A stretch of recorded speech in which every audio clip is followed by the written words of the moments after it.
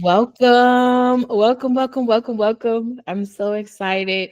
We are kicking off day one of the 5 day mineral recharge challenge. For whoever is watching this replay, welcome to you as well. Um, this video looks weird. Hold on. I'm like, why do my eyes look like this? Do I have a filter on or something?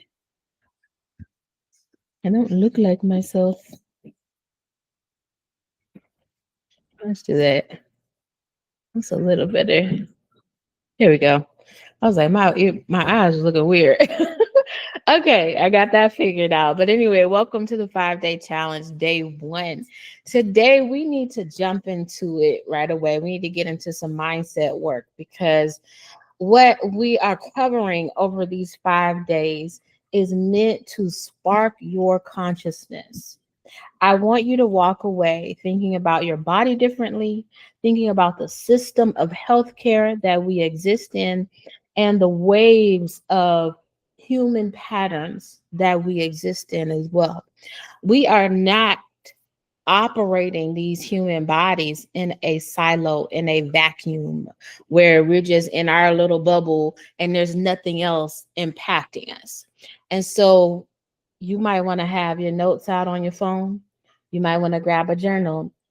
So that way, when you have aha moments, when something resonates with you, when you have a thought come up as we're exploring together, grounding and shifting together, not just today, but with each day of the challenge, I want you to keep that journal, keep your notes so you can really grasp where you were when you started and how your mindset shifted as we journeyed together.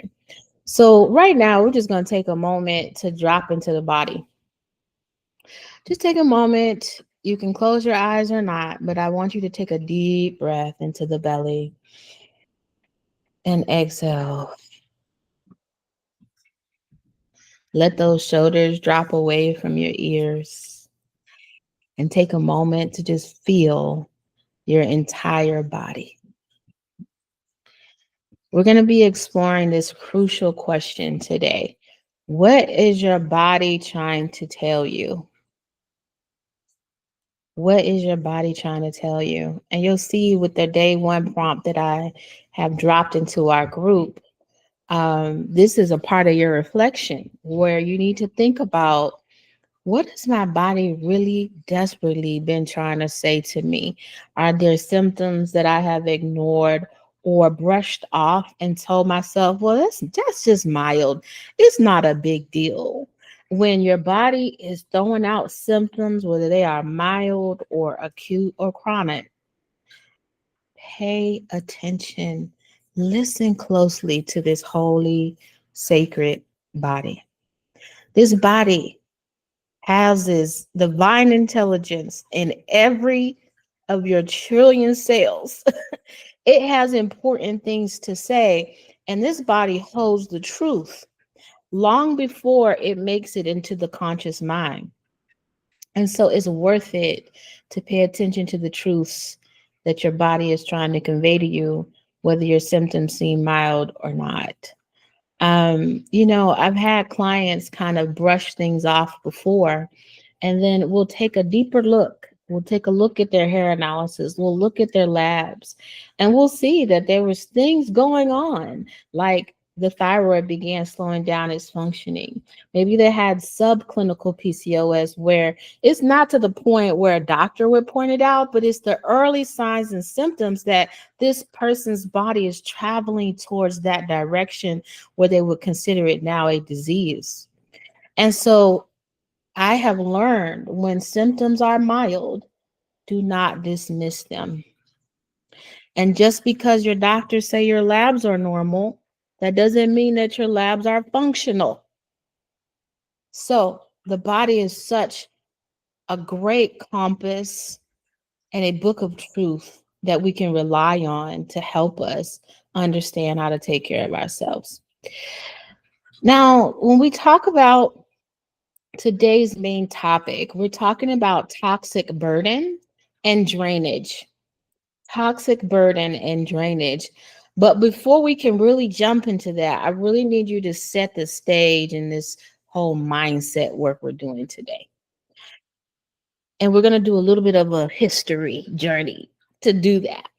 So when you think back to like your great grandmother, your grandmother's generations, the way they lived life, a lot of them were still hooked into the ways of physiological human beings, the ways that human beings did things before the influx of modern medicine, modern food products, and campaigns that would sell the products. To sell these products, they had to displace human thought against what was healthy for the physiological human, replace it with products. So health was then productized, right? As maybe our grandmother and our mothers experienced it. That is what I consider the first wave. We're going to call that the first wave. So think about your grandmother, your great grandmother as the first wave. The first wave still had 1 foot, maybe even 2 feet in the ways of physiological human beings. Okay. Now, as these productized food products came on the market, oh no, no worries. We have a recording. All is well. Welcome, Tamla. We're so happy to have you here. Please share in the chat where you're tuning in from and what brought you in today. So in that first wave, a lot of them still knew the herbs, still knew the granny midwives' ways. They knew how to rely on what was available to them. And there was this prevailing belief that you could not trust doctors. So come off of mute or share in the chat. Did you have a grandmother or a great grandmother in your lineage that you could describe this way? Yes or no? How did that look for you? Feel free to jump in or come in, comment in the chat for me.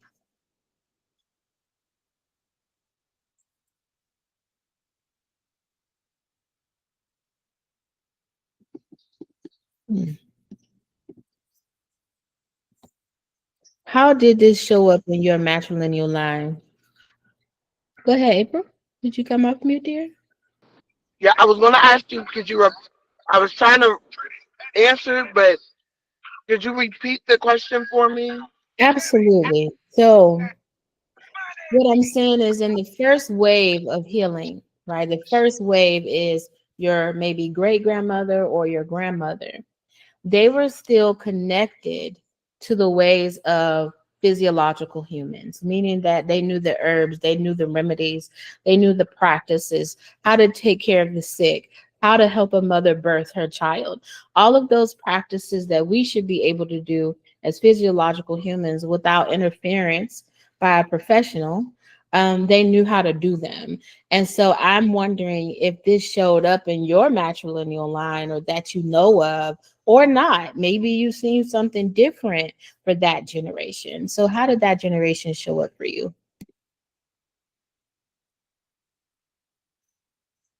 Uh, oh, okay. I have to say like the taking of castor oil. Oh my gosh, that daily teaspoon of oh my gosh, yeah, the Yes. daily teaspoon of cat nasty girl. But they knew even stuff such as um smothering your face like with Vaseline before you went outside, or I'm trying to think. Like my grandmother had like a concoction that she would make for like achy joints, Hmm. and you would catch her just kind of rubbing her joints, and even if you were sick, that was kind of almost like the first thing to go to is go take a bath and rub it. Like, oh, my belly hurt, rub it. Like and it's crazy because I do that now. Like when I'm hurting somewhere, I just start rubbing.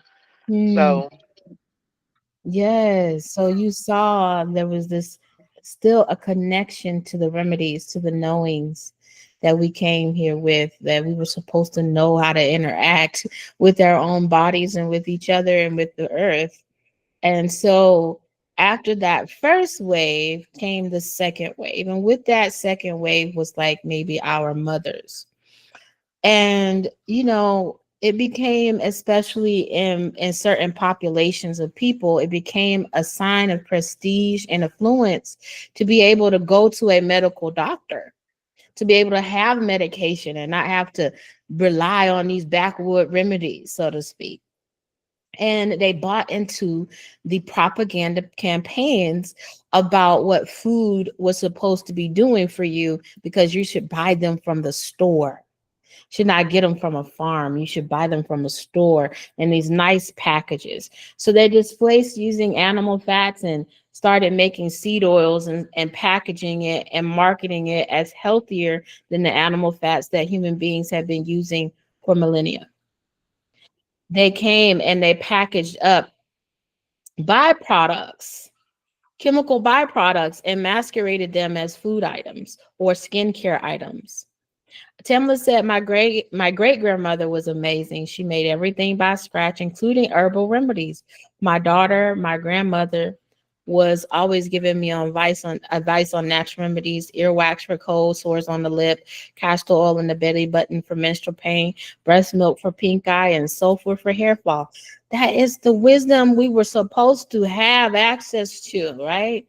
And so what happened is we were sold a pipe dream. We were told that medication would make your pain go away and kill your symptoms, that it would silence what was going on. We were told that it trumped our natural remedy, and that birth control, for example, was a path to freedom for women. It was our way to be free.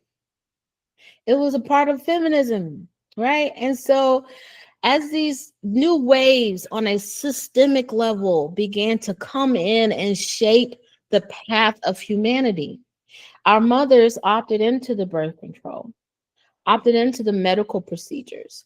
We were told that formula was better than breast milk. So, what are some of the things that you can remember seeing either advertised on TV or marketed, that we later found were unhealthy?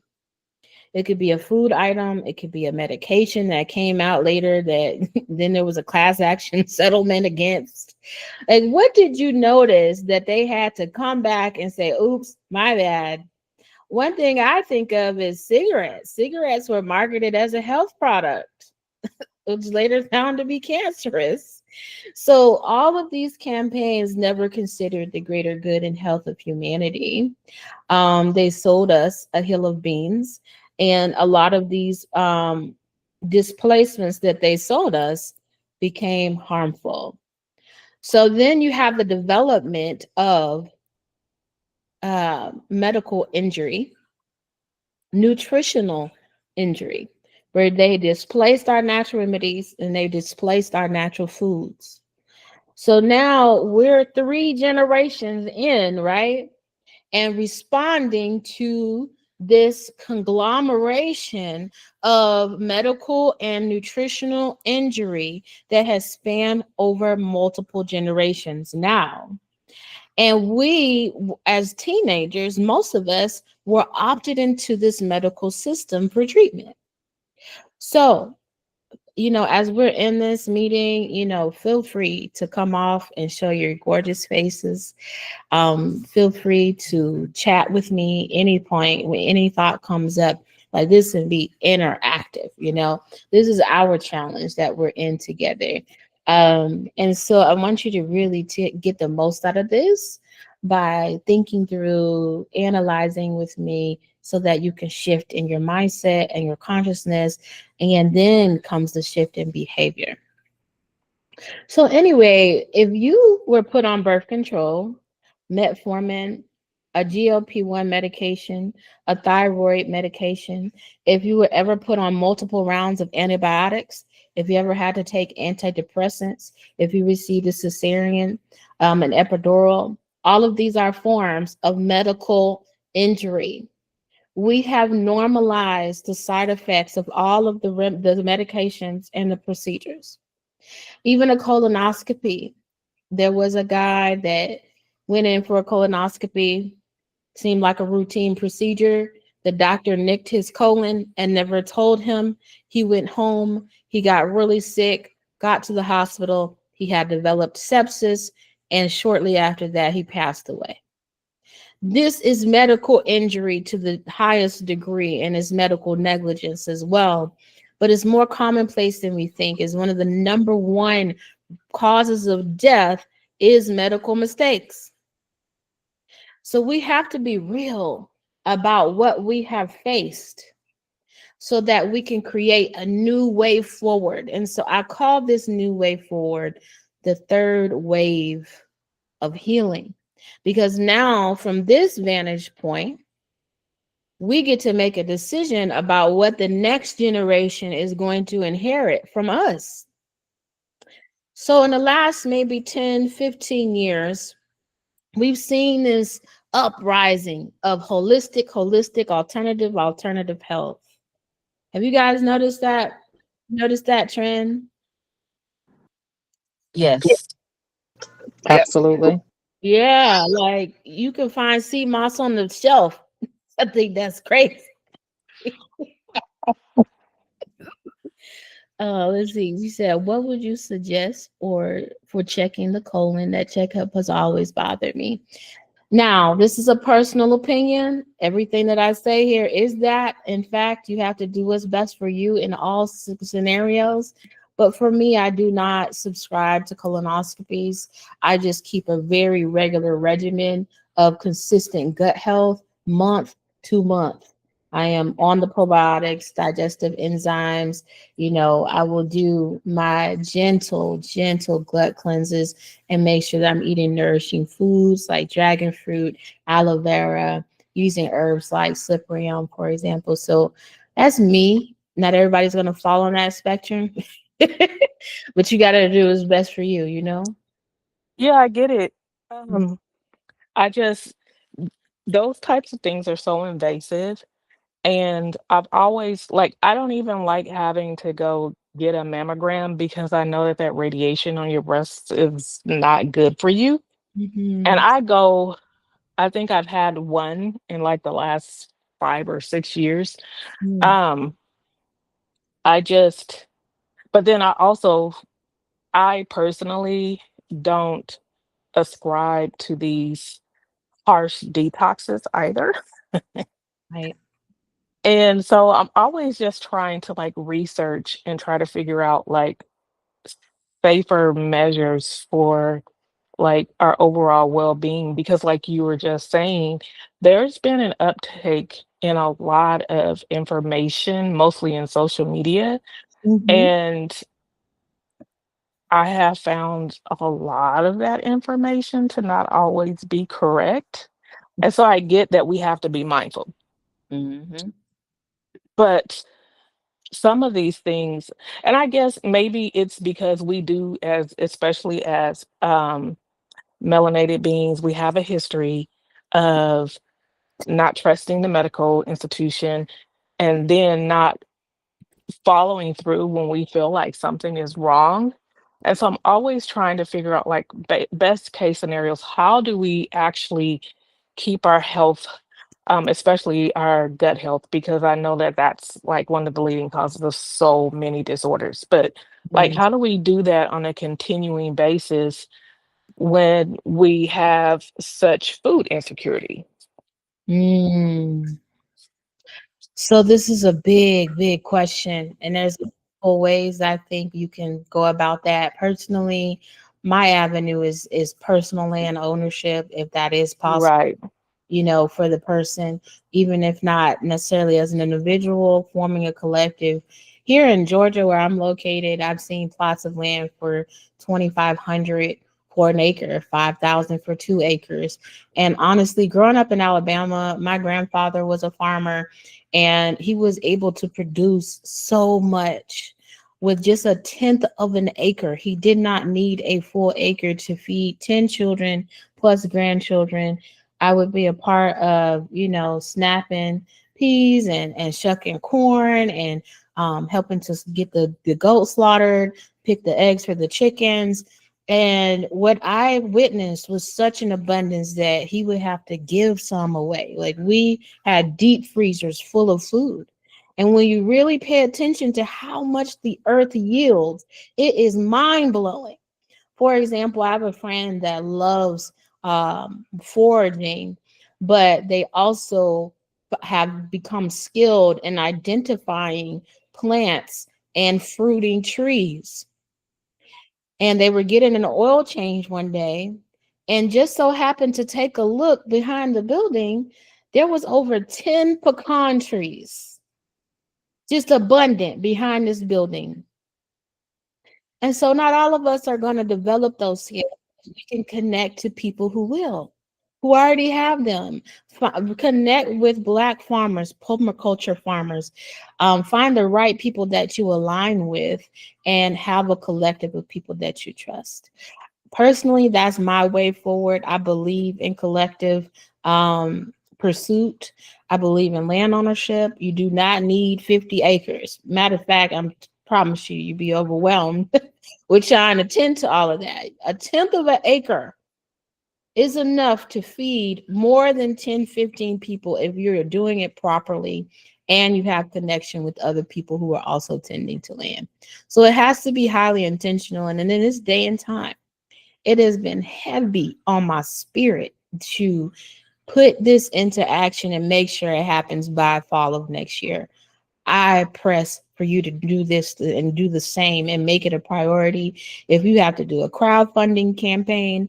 But for me, when I sit down and I pray and I go into deep states of meditation, it is always what is brought forward to reclaim land, to make sure that we have actual food security and to reap the actual abundance of the earth and not get caught in distraction of scarcity.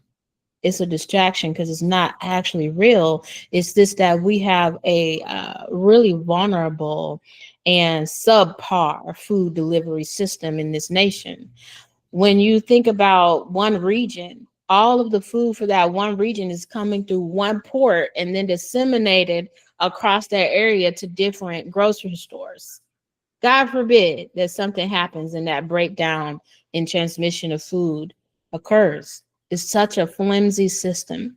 So I'm glad you brought that up. But I will say, I shared this document in the chat. It's an anti-parasite, anti-candida cleanse, and it's definitely stellar for upkeep of the gut from month to month because it's very gentle. It's designed for you to do it 5 days around the new moon and the full moon. So you see that there is a blend of a couple different things that you can use. So you're not using the same thing every month, including some Chinese herbal blends that are very nice. So hopefully, Tamla, that helps with that intention and seeing to your own gut health and taking autonomy over it. I will also say that Susan Weed developed a beautiful system of healing, and it's called the 7 Rivers of Healing.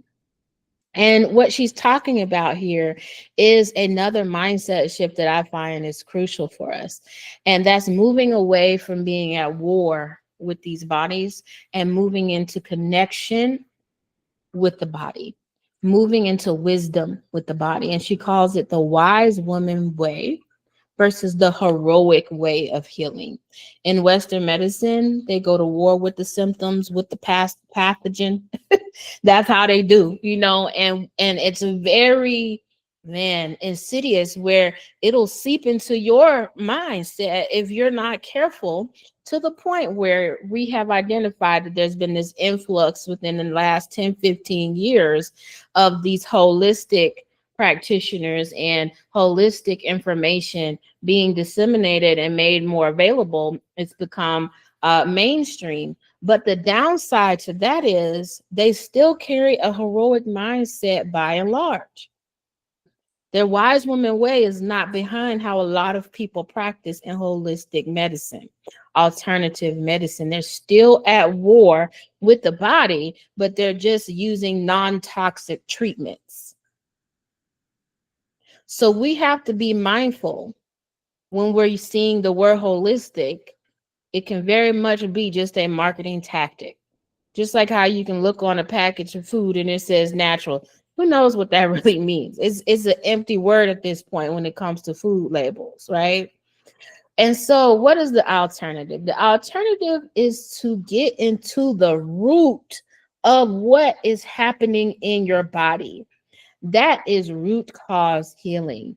And to me, that's the way how we have to focus in order to heal in this generation because of the level of medical and nutritional injury we have sustained over these generations. How we approach our body, our wombs, our breast, our minds, our children has to be completely different because your remedy may not look like your mother's remedy. Like my grandma, she was into juicing. She would juice cilantro and cucumber. And she gave me this book called Food is Medicine. And she would juice beets, and she was able to turn around a lot of health problems in her 40s by taking that up. And with our mothers and grandmothers, some of the biggest worries they had were don't eat flour products, don't eat rice, don't eat potatoes, take care of your gut. You hear that old adage like all disease starts in the gut. Think about some of those things that you used to hear in the last like 10, 15, 20 years. Um, Man, you gotta meditate. Stress will kill you. Go ahead, Brooklyn. Speak up. No, I wasn't trying to interrupt you. I was just Oh, letting you know. I, Go ahead. I like, do want yeah. to say something, but I want you to finish your thought. Okay. Well, you want me to hold it or you gonna hold it? You gonna hold it? No, you go right ahead. Just let me know when I can step in. Yes, ma'am. So anyway, the remedies like go get a colonic. The remedies like you just need to stop stressing out. Stress kills. Hydrate. Drink half your body weight in fluid ounces of water. Put a emoji if you heard that. If you've been given these pieces of advice, because this is what our grandmothers used to heal themselves, but they didn't have these generations of unnatural causes in their bodies. So today we're going to really outline what the toxic burdens are in your body so you can have a little roadmap of what you need to be focused on and get right into the heart, into the root of the matter of what's actually causing your symptoms.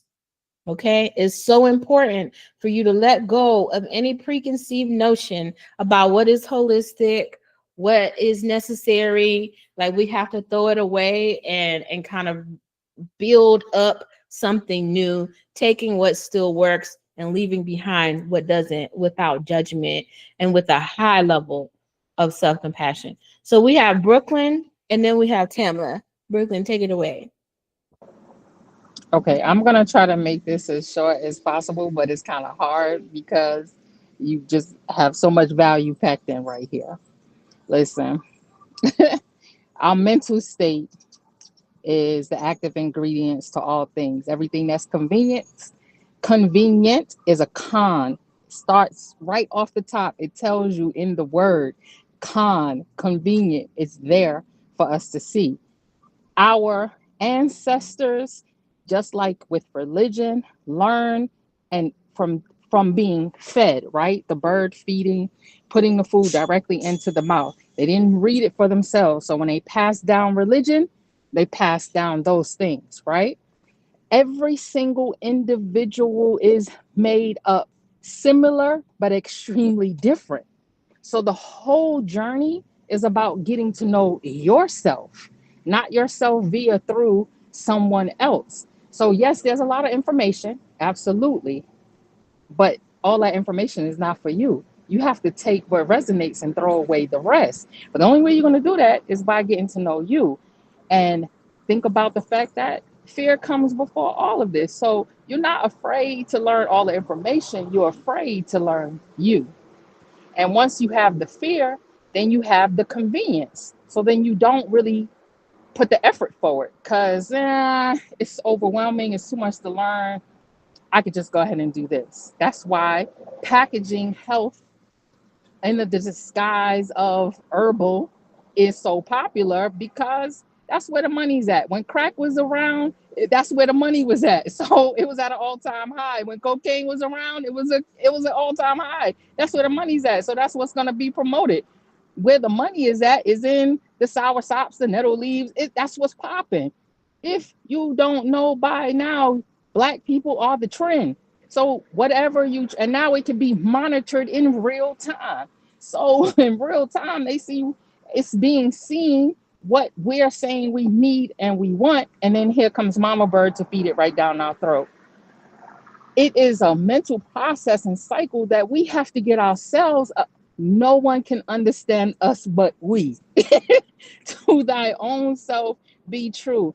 That whole getting to know you is the journey. Getting to know yourself is the journey. It's going to take you your entire lifetime, especially with women, because we go through a lot of changes.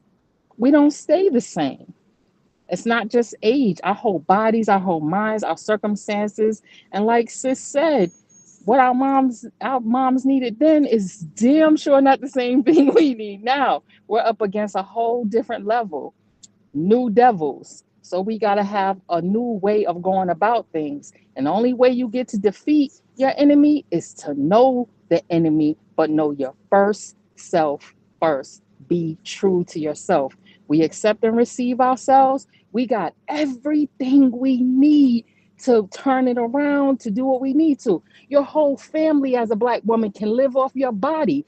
Women fed the slave men from their breast milk to keep them alive. We are the blueprint. We just have to want to follow it instead of going outside of ourselves after they copy it to then follow them about it. That's crazy. That's my piece, Queens. Thank you so much. Yes, thank you, Brooklyn. That was so I got chills, girl. Like I just know that what we battle against is entity, is energy. There are forces at play, and there are waves and bigger systems that we have to be aware of. And I love that you're speaking to the power that we hold, as really what tonight is about. It's about looking at the body's truth, looking at its minerals, looking at minerals as sparks, the very electricity that help us have cellular function. They always tell the truth. And so we want to empower ourselves with new tools to fit the modern problems that we're facing within our bodies as we recover from this injury.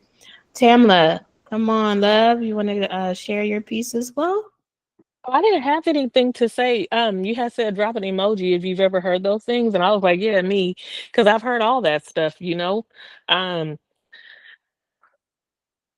I think, like you said, we grew up hearing things that fit them during that time. Also, because they also didn't have a lot of access to a lot of the things that we have access to now. I can go to the farmer's market if I don't know anybody that is running their own farm, or if I don't have land, which I don't. I can go to the farmer's market. I can look for farmers that are selling produce at the market that practice regenerative farming. I can look for farmers that grow herbs and stuff like that. I actually have a couple of connections with that kind of stuff. So, we have a lot of access. My great grandfather owned a farm. My great grandfather and my father, grandfather, and my great uncles, they were cowboys. They were farmers. They did all of the things. And I remember going back to Texas as a kid and running around on that farm with no shoes on. But even then, there were just certain things that they were not allowed to do because of the time. And right now, even though things seem so disorderly in the environment that we're living in right now, we do still have access to a lot of things. And I think we need to start taking advantage of those things before we don't have access to them anymore.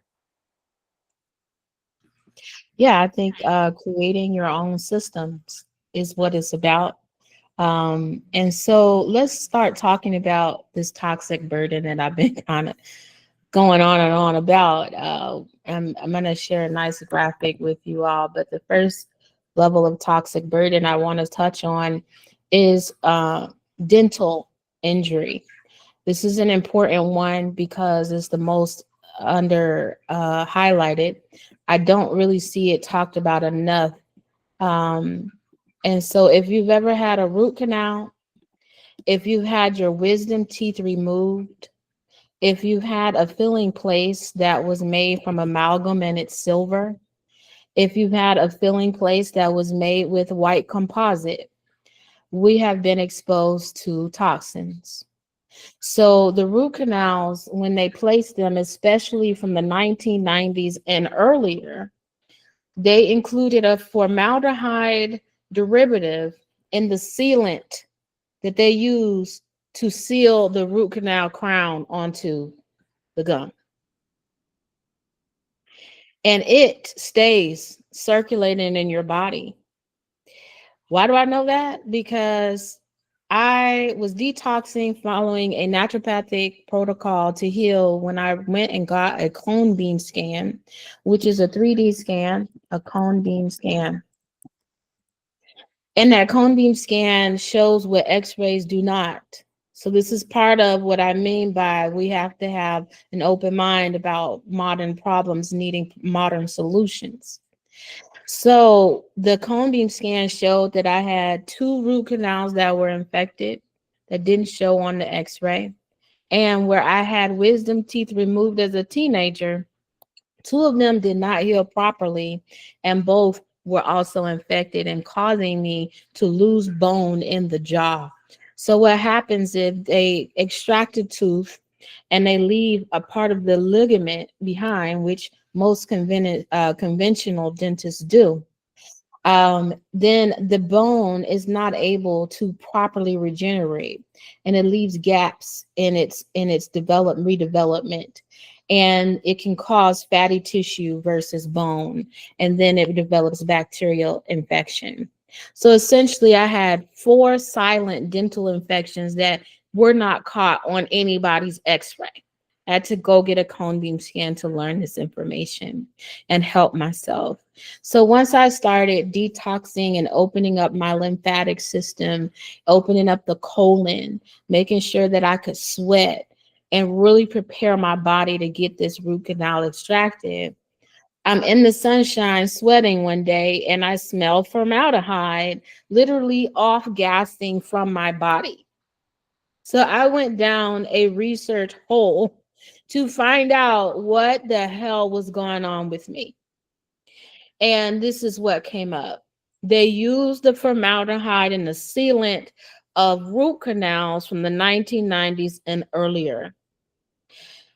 The other thing that happens is once they place the root canal, it becomes dead tissue. It's a dead tooth at that point. And we know that the body does not want dead things to be left in its body, in a living body.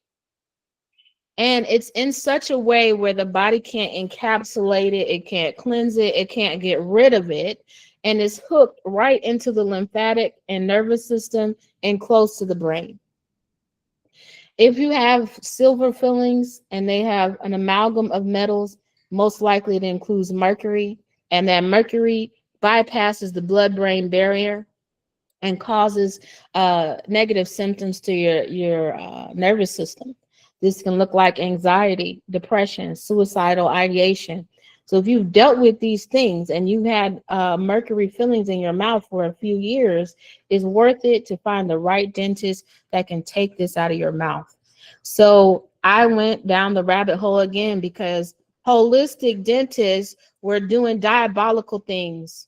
I would come in the office and I would be very clear that I want this extracted. This so-called holistic dentist is saying, oh no, we can just retreat it. If there's anything left to save, we can save that tooth. I'm like, sir, you're trying to save a dead tooth. You're not the right dentist for me. So what I found is that we have to go with more so an actual certified biological dentist. The directory that I posted in the chat will help you to get to the right dentist and find the person to help you. When you look in the directory, sometimes people will just pay money to put themselves on this list. So make sure that that person has actually gone through the proper training, because they'll have the right mindset and the right tools to help you properly heal from this scenario. So there's certain medical injury that we've gone through that only another doctor can help you to reverse or at least try to heal from. If that's your scenario, it's okay. We're in a different position than our foremothers. We got to deal with what is. We got to deal with reality.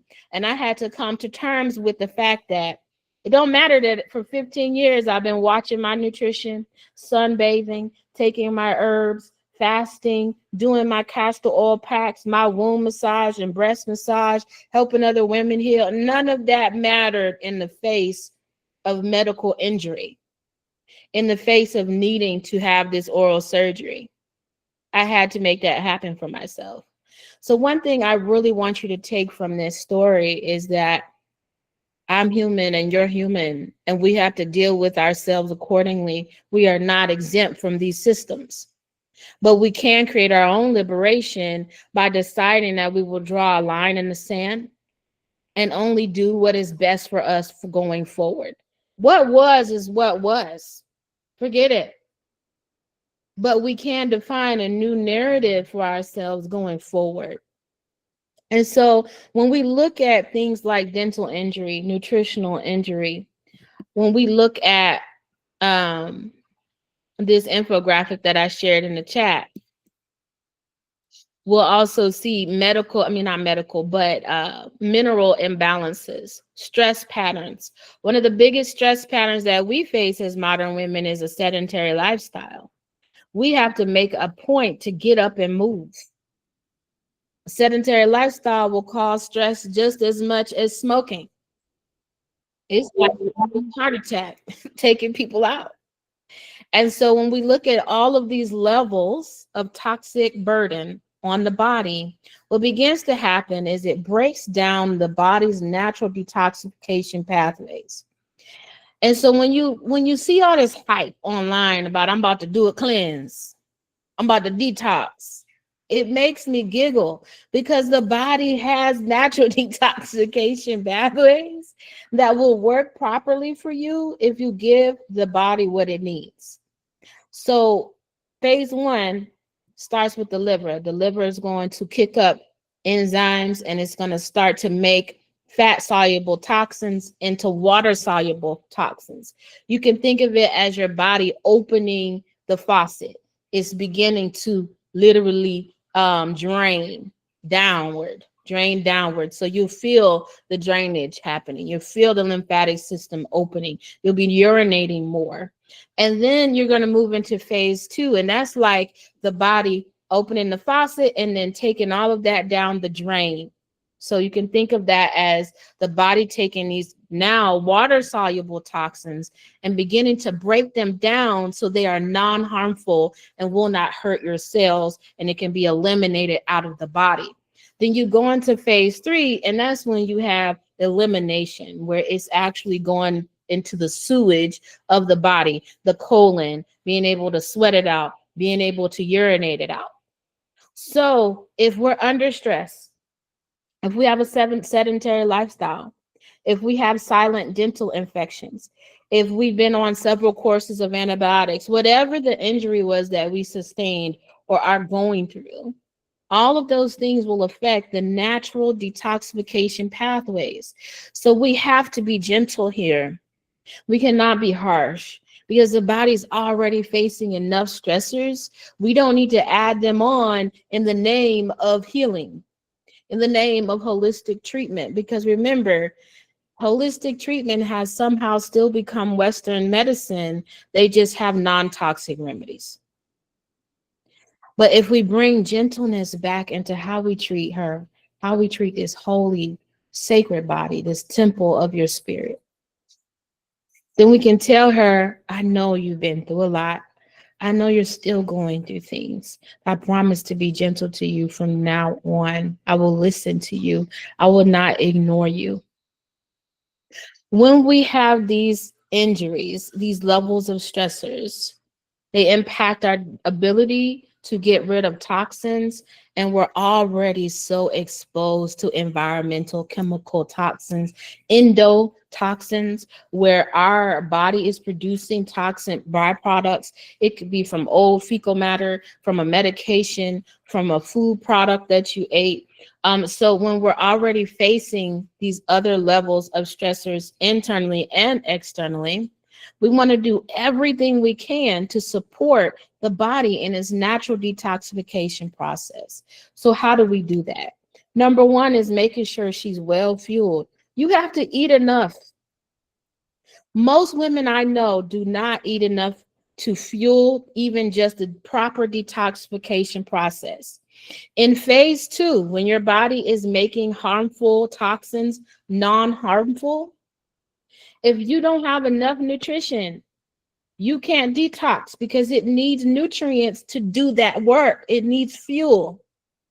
So me as a practitioner, I don't care if you eat plants, animals, mushrooms, fish. I just want you to eat enough food.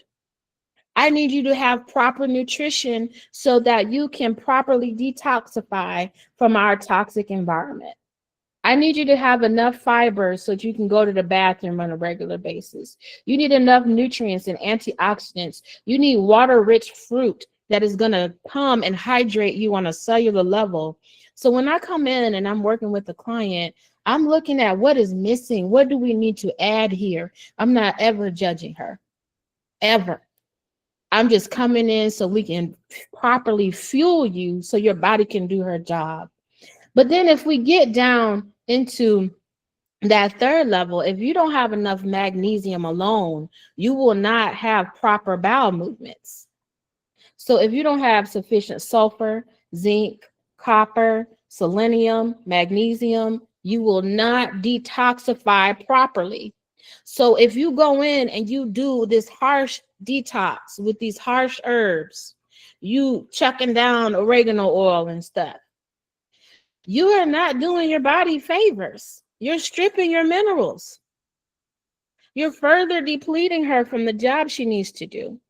So if you take nothing else from today, please eat enough. If you don't know how much protein you're supposed to have, if you're not eating sufficient healthy fats, your body will suffer. You won't be able to produce enough hormones to even balance out your hormones. If you're not properly fueled, you can't create enough hormones to even balance out the terrain and the environment. So this is the biggest thing I've seen clinically. We are undernourished. And because we are undernourished, we do not have enough minerals to have spark, to have metabolism, to have energy, to be able to repair, to build muscle, to detoxify, to have a strong immune system. Minerals are the spark of life. And when we are deficient in our nutrition, we're deficient in our minerals. So that's what this whole challenge is about, to recharge your system. So get into that guidebook. If you haven't gotten it, please send me a DM. I'll make sure you get it. And start using those practices listed there. Every day when you get a prompt from me in the group, I want you to do it. Take action, post about the action that you are taking, show up for yourself. And through showing up for yourself, you'll show up for the sisters that we're beginning to meet here in our beautiful group.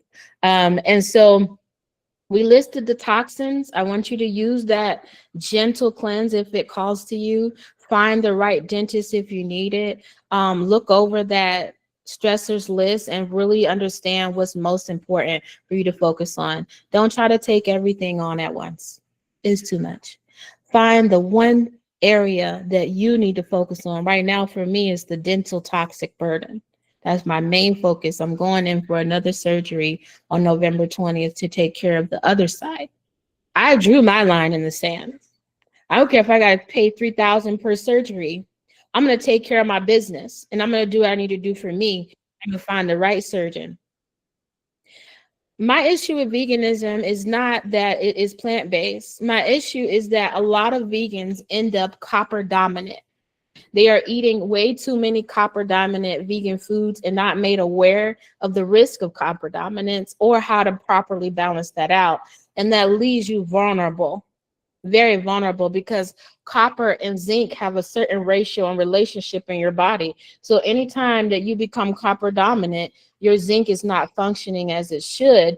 And zinc is crucial for detoxification and immunity. So for me, I am just a whole foods omnivore at this point in my life. I was vegan from 2006 to 2009 and 2015. And I saw great benefits from that. Is what my body needed at the time to be able to heal from that first wave of healing that I needed, right? So like Brooklyn said, we're all individual, we're bio individuals, and we change over time. What I needed in my 20s is not what I needed in my 30s. So I really encourage you not to become dogmatic, but to just listen to your body and what she needs and to question your symptoms. They may not be a product of animal foods. Mine were not. So just question things. Be individual. So of course, the way I can support you is through a hair analysis. If you want to get that done, just send me a DM. This hair analysis will look at what your minerals are doing. We'll look at the heavy metals that you've been exposed to and are too high in your system. We'll look at what the minerals are doing on an individual level as well as the ratios. And by breaking those down, I'll see the patterns and the truth that we've been talking about. That body truth will be made apparent through your mineral ratios and patterns. And then I'll create a report that will tell you, this is the supplements we need to take. These are the food recommendations, depending on your metabolism, which your minerals will tell me if you have a slow or a fast metabolism as well.